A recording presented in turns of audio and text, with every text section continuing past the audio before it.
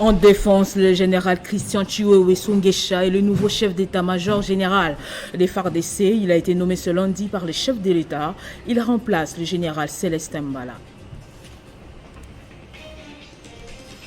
Au Nord Kivu, plusieurs dégâts matériels et des blessés dont les enfants. C'est le bilan d'une explosion d'un engin dans une salle de cinéma à Butembo. Les enquêtes sont en cours pour retrouver l'auteur de ces drames. En l'enseignement primaire, secondaire et technique, le gouvernement a décidé de payer l'acompte du deuxième palier des salaires des enseignants. Conformément à l'accord des Bibois, la paye commence dès ce mois d'octobre. Nouveau journal sur Télé 50, bienvenue à tous. Le président de la République, Félix-Antoine Tshisekedi, a nommé ce lundi 3 septembre dans la soirée le général Christian Chiwewe Songesha, chef d'état-major général des forces armées de la RDC. L'ordonnance présidentielle a été lue à la télévision publique congolaise avec aménagement dans plusieurs autres secteurs des FARDC. Na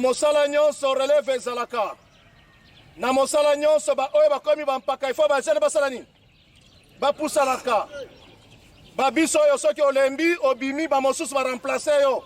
Il fallait s'y attendre. Le lieutenant-général Christian Chiwewe Songesha est nommé chef d'état-major général des forces armées de la République démocratique du Congo par le président de la République Antoine Félix Tshisekedi Tshilombo lundi dans la soirée. Homme réservé, loyal et efficace, le nouveau chef d'état-major général et patron de l'armée congolaise a toute la confiance du commandant suprême Félix Antoine Tshisekedi. Ce poste hautement stratégique requiert le parcours d'un combattant et militaire de profil aguerri. Né le 27 octobre 1968 à Lubumbashi, dans l'actuel Haut-Katanga, Chiwewe Songesha, déjà à 30 ans, il est parmi les premiers officiers Rangers formés au Soudan.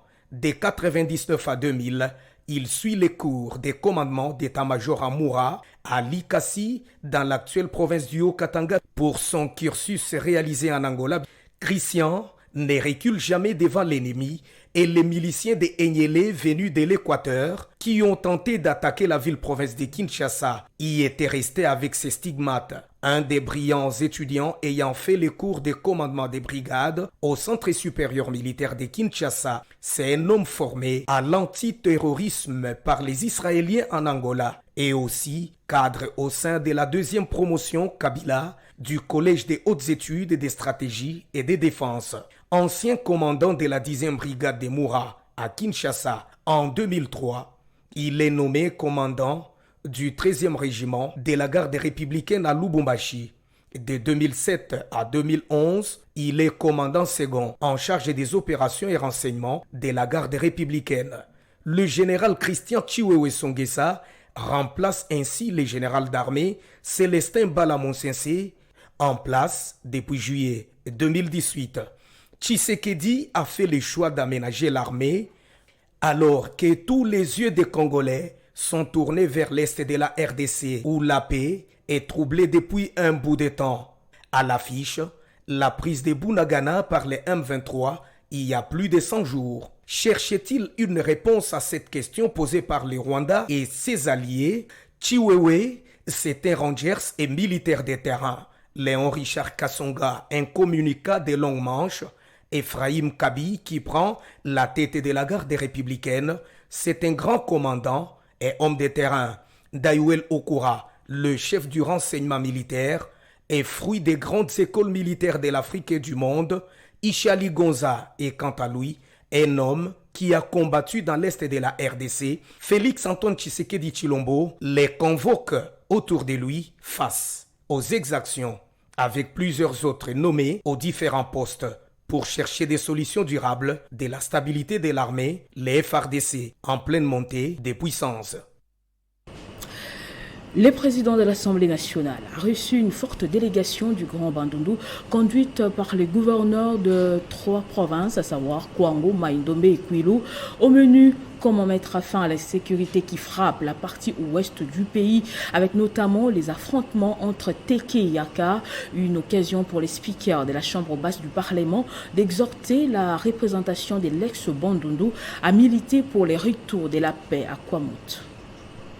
Nous demandons au président de la République, je cite, Son Excellence M. Félix Antoine Tshisekedi Tshilombo, nous demandons au président de l'Assemblée nationale, M. Mbosso, nous demandons aussi au président du Sénat, M. Bahati, qu'il puisse prendre des décisions, au chef du gouvernement aussi bien sûr, M. Sama Lukonde, de prendre des décisions en temps réel. Pour moi, le pays est en guerre. S'ils ont choisi Kwamutu, c'est parce que c'est l'entrée de Kinshasa. Et nous voulons que les décisions se prennent en temps et à l'heure.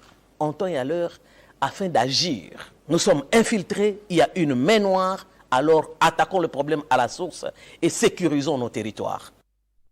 Et toujours dans ces sillages organisés par le comité d'orientation de la réforme des finances publiques, un séminaire de renforcement des capacités des députés membres de la commission ECOFIN sur la crédibilité budgétaire pour l'exercice 2023 a eu lieu ce lundi.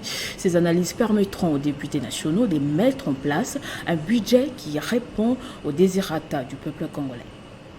C'est sous forme d'une analyse comparative entre les pratiques parlementaires internationales d'une part et les procédures parlementaires sous la gestion des finances publiques en RDC d'autre part que s'est déroulé les échanges de la Commission économique et financière. Selon plusieurs études diagnostiques réalisées par les institutions et organismes internationaux, la RDC est confrontée au problème de crédibilité du budget, tant en prévision qu'en exécution. Et c'est pour relever ces défis qu'il a été initié ce cadre d'échange et des réflexions réunissant les parlementaires membres de la commission ECOFIN. Nous avons reçu plusieurs études, plusieurs évaluations de notre système de gestion et on est revenu à plusieurs reprises sur cette notion de crédibilité.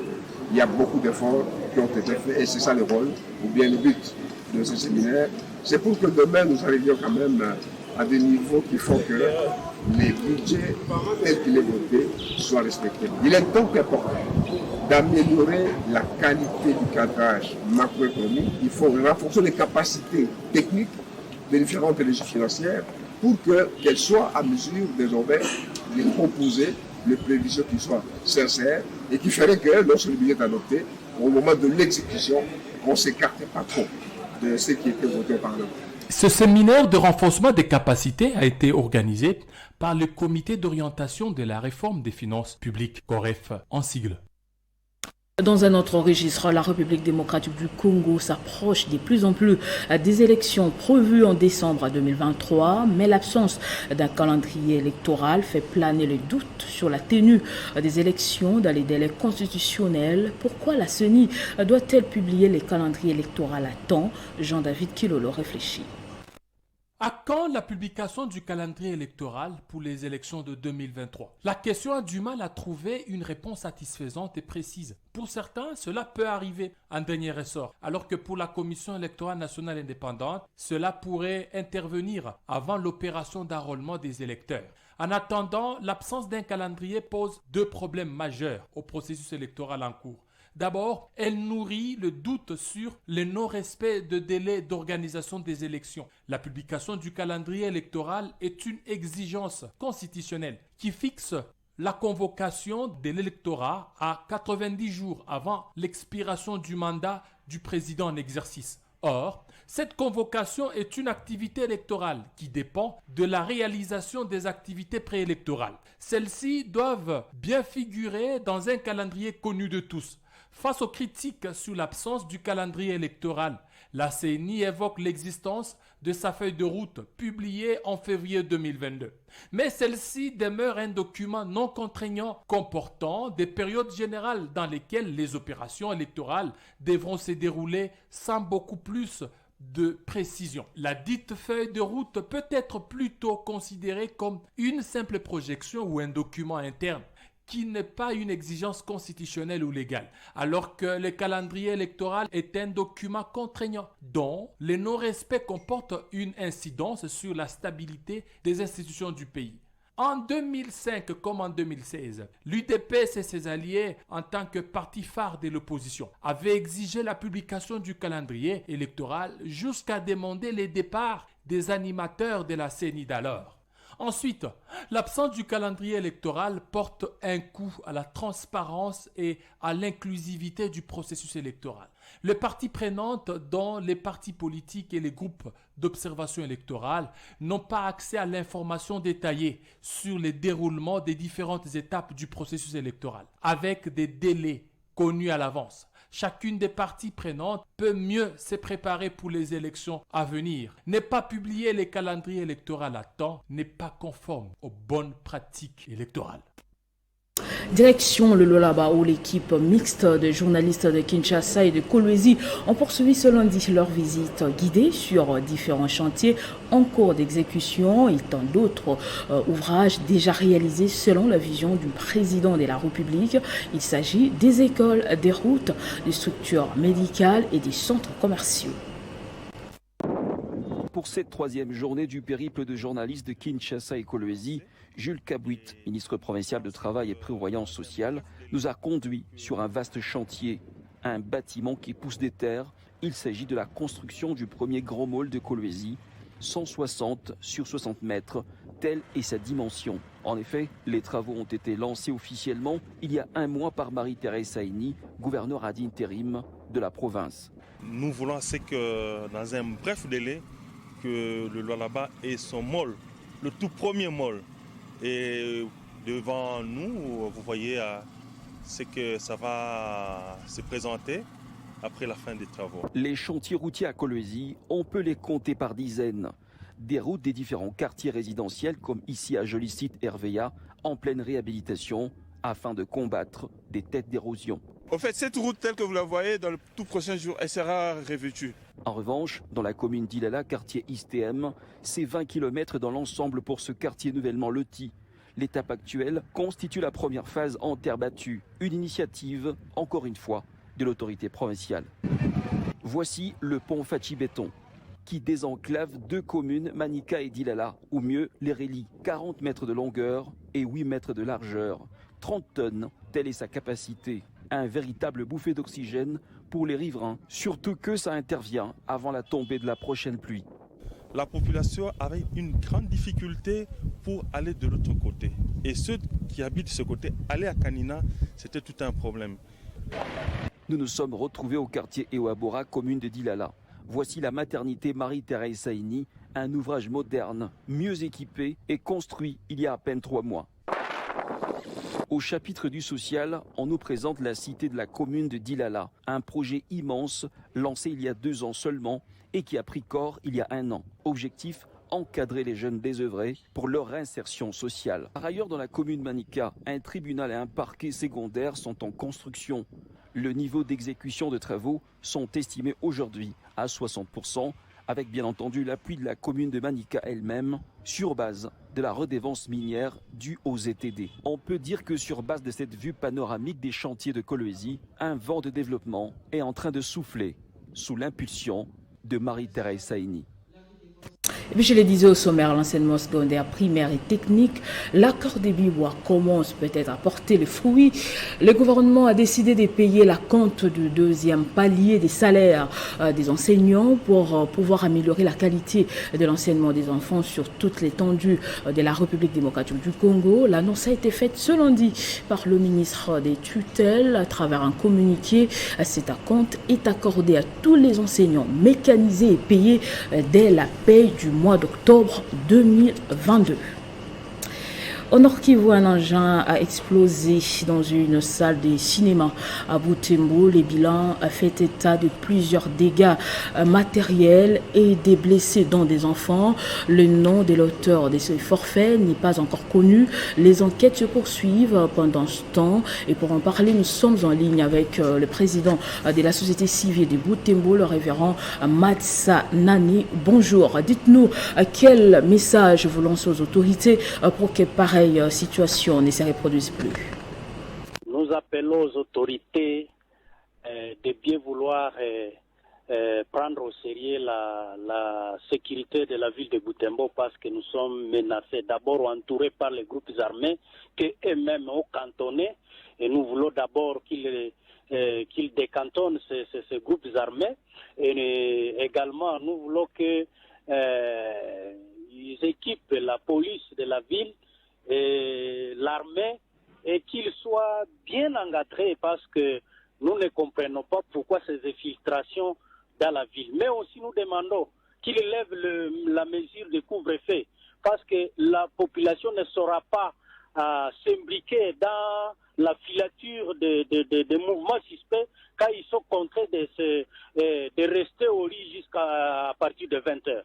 Donc, nous appelons aux autorités de l'état de siège de pouvoir lever la mesure de couvre-feu et au président de la République de pouvoir aider à ce que le service spécialisé puisse faire son travail parce que il est inconcevable que les gens, que les engins explosifs soient parsemés un peu partout dans la ville alors que les services spécialisés sont là. Monsieur Matissa Nani plutôt, merci. Et comme chaque année, la journée mondiale de l'architecture a été célébrée en ce début du mois d'octobre avec comme thème l'architecture pour le bien-être des citoyens. Cependant, en République démocratique du Congo, ce domaine est marqué par des constructions anarchiques. Les architectes se sont retrouvés à Kinshasa pour réfléchir sur des nouvelles technologies pour l'amélioration de leur secteur. Journée célébrée sous le thème architecture pour le bien-être à l'occasion des 2 jours des panels décrétés par les architectes du Congo. Fiyou Ndondoboni, président national de l'Ordre national des architectes ONA, s'est exprimé. L'Union internationale des architectes a lancé le thème justement de cette journée qui est l'architecture pour le bien-être. Donc, nous sommes en train de réfléchir comment est-ce que notre rôle en tant qu'architecte peut aller dans le sens d'apporter le bien-être auprès de nos populations.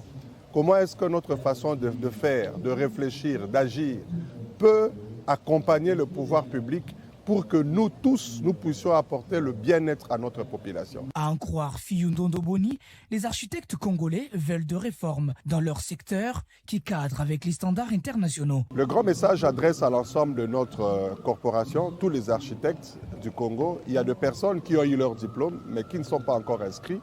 Ils doivent savoir que ne peut exercer en République démocratique du Congo qu'une personne qui est, qui porte d'abord le diplôme d'architecte et des 2, qui est inscrit au tableau de l'ordre des architectes. Existant depuis 1985 par initiative de l'Union internationale des architectes, chaque premier lundi du mois d'octobre, l'on célèbre la journée internationale d'architecture. Pour cette année, dont le jour tombe le lundi 3 octobre, les architectes de la RDC ne sont pas restés indifférents.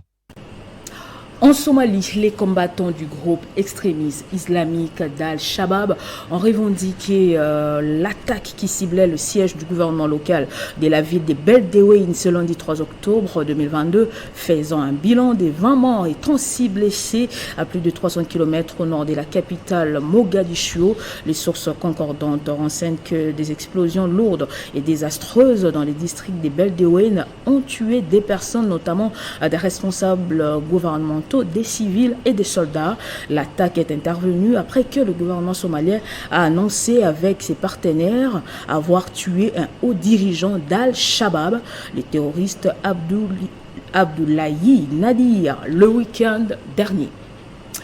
Au moins 15 détenus ont été tués lundi 3 octobre à la suite d'une mutinerie dans une des plus grandes prisons d'Équateur. Nous sommes en Amérique du Sud, déjà théâtre des violences meurtrières dans les passés, ont indiqué les autorités. Les bilans faits également état des 20 blessés graves d'après l'administration pénitentiaire équatorienne, située à la périphérie de la ville de Latacunga dans le sud du pays. Cette prison abrite quelques 4300 prisonniers et est l'une des plus importantes du pays. Depuis février 2021, l'établissement a connu 7 massacres entre prisonniers ayant fait plus de 400 morts. Une opération est en cours pour reprendre le contrôle du site. Retour au pays pour parler sport. Le président de la coordination du Daring Club Motema Pembe est sorti de son silence à la veille de l'entame de la campagne africaine de son club. Paul Kassembele tient à redorer l'image de l'équipe vert et blanc de la capitale en collaboration bien sûr avec tous les supporters et membres de cette formation. Je pense que les rings étaient restés que des noms.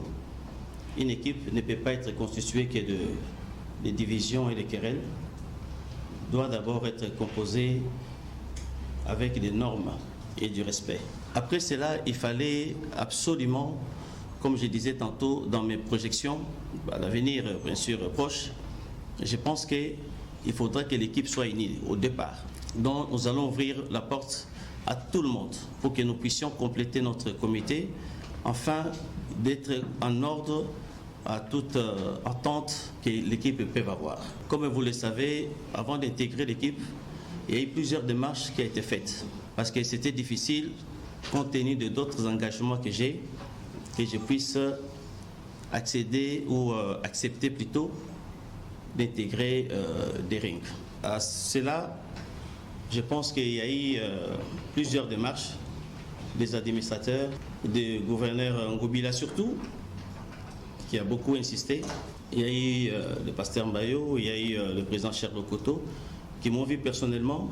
Il y a eu aussi le président Aubin, qui ont insisté absolument qu'on ne devait pas laisser cette équipe sombrer. Et la décision a été très difficile, parce que vu l'environnement aujourd'hui des rings, vu la situation à laquelle des rings est, c'était difficile pour moi d'accepter. On va placer en moins culture, la performance artistique, un art méconnu du public quinois, s'affirme peu à peu au centre culturel Ndakouya. La vie est belle, en plein cœur des Matongé dans la commune de Kalamo. Les œuvres réalisées permettent de susciter une réaction liée au processus de la vie d'artiste, aux besoins des dénonciations ou des critiques sociales et un esprit de transformation. Bob Ambongo nous amène à la découverte de cet art. Ces costumes et autres œuvres sont faits d'objets de récupération. Morceaux de vitre et de caoutchouc, pièces électroniques, seringues, mégots de cigarettes, bouteilles et bouchons en plastique, papier, canettes ou encore des babouches ramassées sont la matière première pour les performeurs. Ils font usage de cette pratique artistique pour interpeller et sensibiliser la société non seulement aux enjeux de la politique et de la religion comme à ses débuts, mais aussi de nos jours de l'environnement. Si nous reconnaissons que le sol est notre roi, nous devons l'entretenir avec tous les moyens possibles, ne pas les dégrader avec des matériaux de consommation, notamment des matières plastiques, qui polluent nos sols, qui dégradent l'environnement. À l'issue de la 6e édition du KINAT, Festival de rencontres internationales de performance, avec comme thème Mabele Mokonzi, c'est la satisfaction des artistes. Un sentiment de joie, de satisfaction, parce que la 6e édition a été une réussite totale. La population a réagi par rapport à la démarche et la philosophie artistique de Ndakouya Bébé, qui a proposé cette rencontre internationale des arts performance à Kinshasa, où les gens ont accueilli, ont échangé avec nos différents stagiaires qui sont venus de l'étranger. Victimes de plusieurs interpellations lors de leurs exhibitions publiques par la police, les performeurs lancent un cri de détresse à l'endroit des autorités pour un accompagnement à l'émergence de cet art multidisciplinaire. Et ce journal est amené, on va prendre les rappels des titres. En défense, le général Christian Chiwewe Songesha est le nouveau chef d'état-major des FARDC. Il a été nommé ce lundi par les chefs de l'État. Il remplace le général Célestin Mbala. Au Nord Kivu, plusieurs dégâts matériels et des blessés dont les enfants. C'est le bilan d'une explosion d'un engin dans une salle de cinéma à Butembo. Les enquêtes sont en cours pour retrouver l'auteur de ces drames. À l'enseignement primaire, secondaire et technique, le gouvernement a décidé de payer l'acompte du 2e palier des salaires des enseignants. Conformément à l'accord des Bibois, la paye commence dès ce mois d'octobre. Restez avec nous tout de suite, c'est la revue de presse.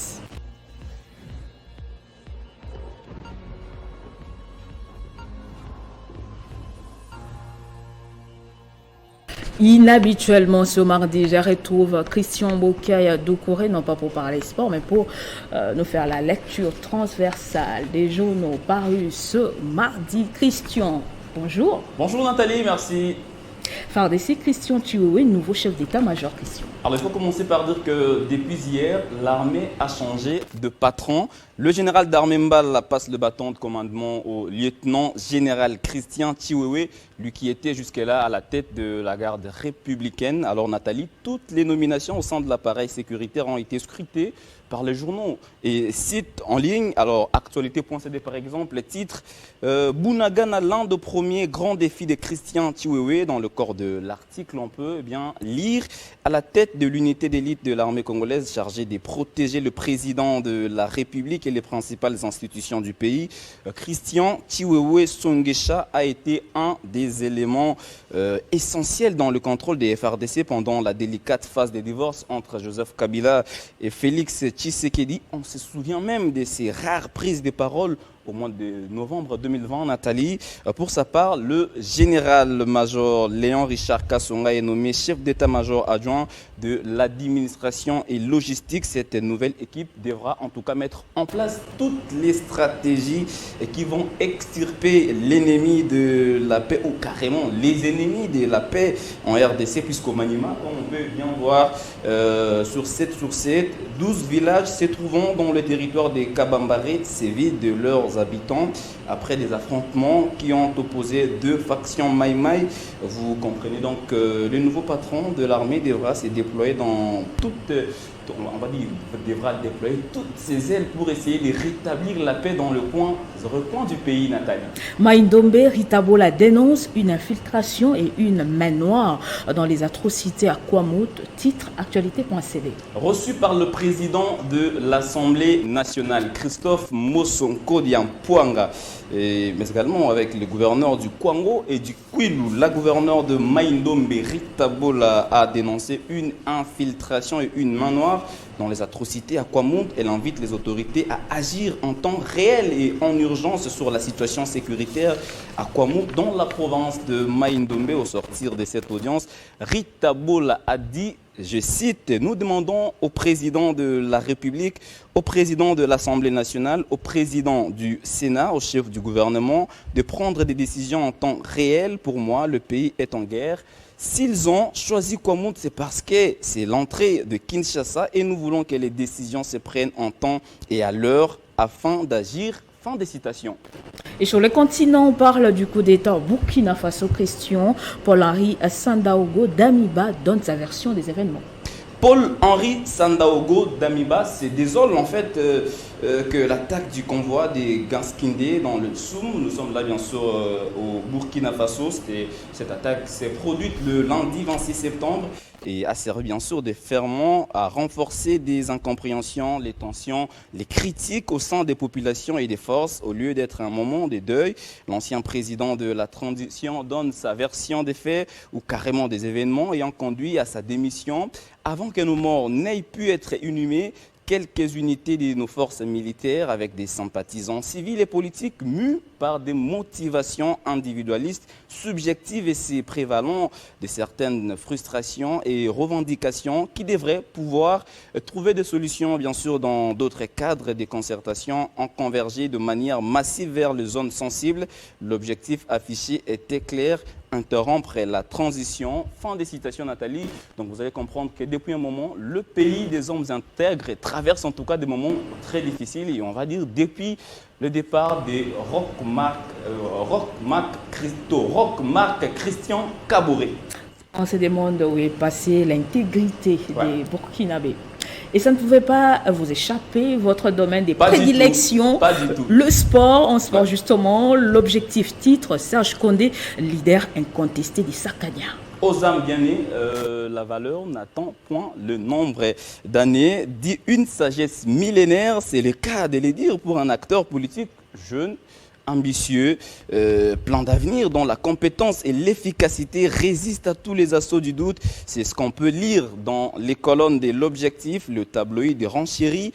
Le ministre des Sports, Serge Nkonde, reste jusqu'à preuve du contraire le leader incontesté des Sakania et le porte-étendard de cette partie de la République démocratique du Congo. Il y est affectueusement appelé double brassard par la population du fait de sa double élection aux dernières législatives nationales et provinciales.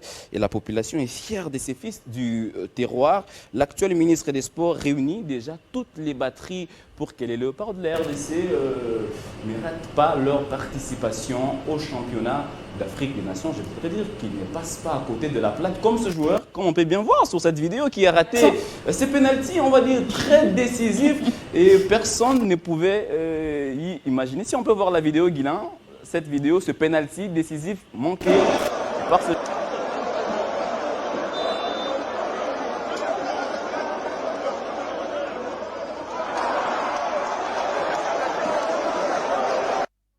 Je me demande qu'est-ce qui lui est arrivé, Christian. Qu'est-ce qui lui est arrivé? Non, tous on se pose des questions. Est-ce qu'il a bouffé? On ne sait pas. Est-ce qu'il a été corrompu? On ne sait pas. Donc les Léopards ne devront pas se comporter comme ce joueur-là. Ils devront nous ramener le 3e trophée. En tout cas, on ne pense pas que les Léopards ils sont assez consciencieux pour se comporter de la sorte. Merci beaucoup, Christian Boukaya, pour tous ces détails. Je vous remercie, Nathalie. Merci également à vous de nous avoir suivis de partout. L'information reste en continu et en temps réel sur votre télévision.